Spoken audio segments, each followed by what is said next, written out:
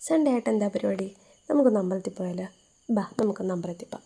വർഷങ്ങൾക്ക് മുമ്പ് ഞങ്ങളുടെ കല്യാണം കഴിഞ്ഞ് ആ സമയത്താണ് ഞാൻ ആദ്യമായിട്ട് ഈ അമ്പലത്തിൽ പോകുന്നത്. ഞങ്ങൾ ഒറ്റയ്ക്കല്ല പോകുന്നത്, ഞങ്ങളുടെ ഫ്രണ്ട്സോട് ചേർന്ന് 3 ബൈക്കിലാണ് ഞങ്ങൾ പോയത്.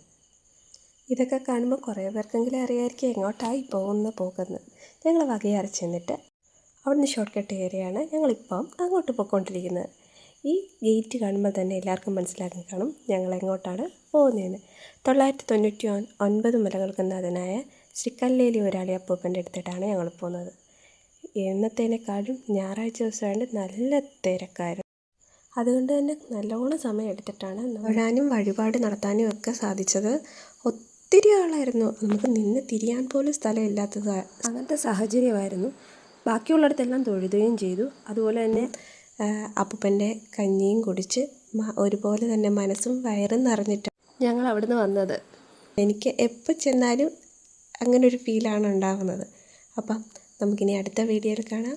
Okay, bye. അപ്പം